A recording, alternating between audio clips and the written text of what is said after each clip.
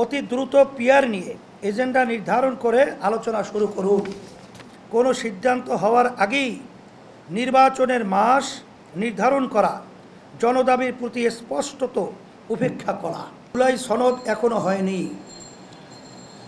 সংস্কারের রূপরেখা নিয়ে সিদ্ধান্ত হয় নাই, জনতার প্রত্যাশা অনুসারে সংস্কারকে স্থায়ী করার ব্যবস্থা না নিয়ে এখন তক সংস্কারকে পরবর্তী সরকারের উপরে ন্যস্ত রেখে পুরো সংস্কার কার্যক্রমকে অনিশ্চিত করে রাখা হয়েছে। আমরা পরিষ্কার করে বলতে চাই, অধ্যাদেশ জারি বা গণভোটের মাধ্যমে জুলাই সনদের আইনি ভিত্তি তৈরি করতে হবে এবং জুলাই সনদের ভিত্তিতেই জাতীয় নির্বাচনের আয়োজন করতে হবে।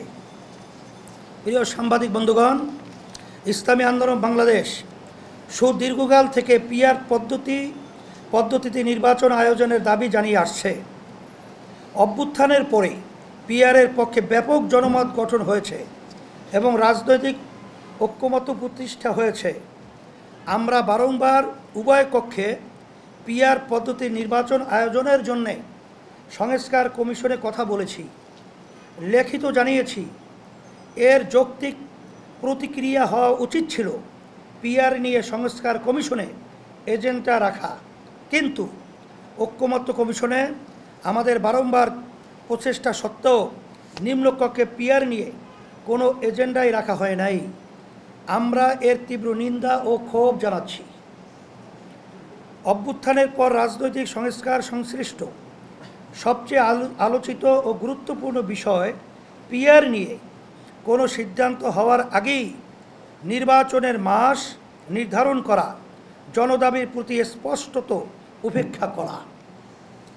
আমরা নির্বাচন কমিশনের প্রতি আহ্বান জানাব, নির্বাচন পদ্ধতি নিয়ে এই জনদাবির বিষয়ে কোনো সিদ্ধান্ত হওয়ার আগে নির্বাচনের তফসিল ঘোষণাপত্রর কার্যক্রম শুরু করবেন না।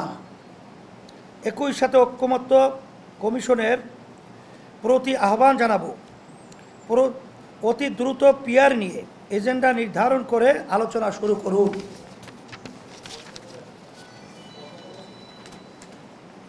প্রিয় সাংবাদিক বন্ধুগণ, সংসদের উচ্চকক্ষে পিআর পদ্ধতিতে নির্বাচনের সিদ্ধান্ত হয়েছে, কিন্তু উচ্চকক্ষের ভোট গ্রহণ কিভাবে হবে এবং উচ্চকক্ষের ক্ষমতা, কার্যপরিধি ও মর্যাদা কী হবে তা নিয়ে বিস্তারিত কোনো সিদ্ধান্ত হয় নাই।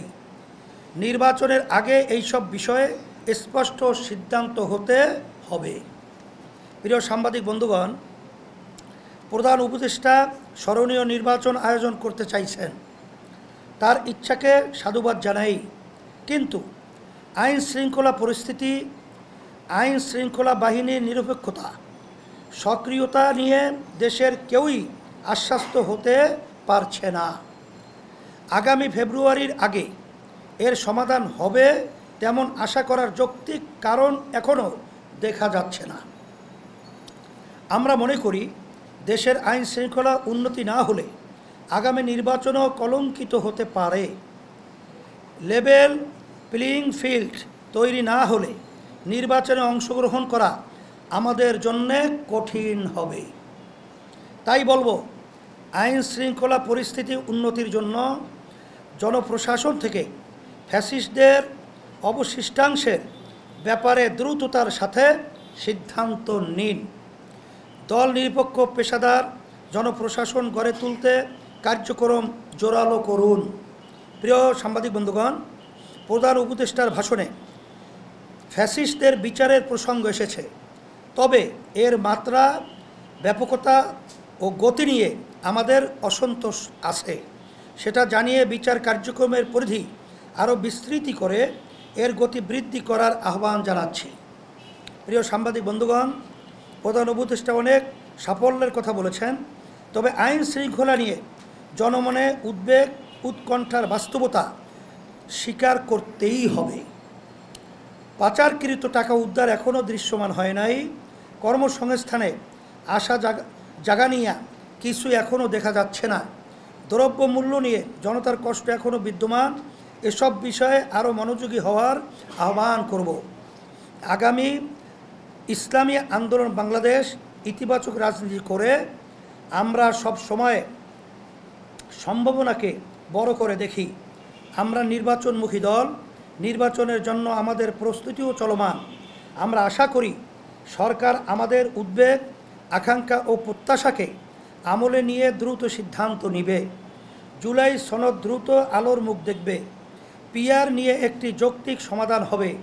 আইন শৃঙ্খলা পরিস্থিতির উন্নতির মাধ্যমে প্রত্যাশা মাফিক আগামী নির্বাচন অনুষ্ঠিত হবে। জুলাই অভ্যুত্থান সার্থকতা পাবে ইনশাআল্লাহ।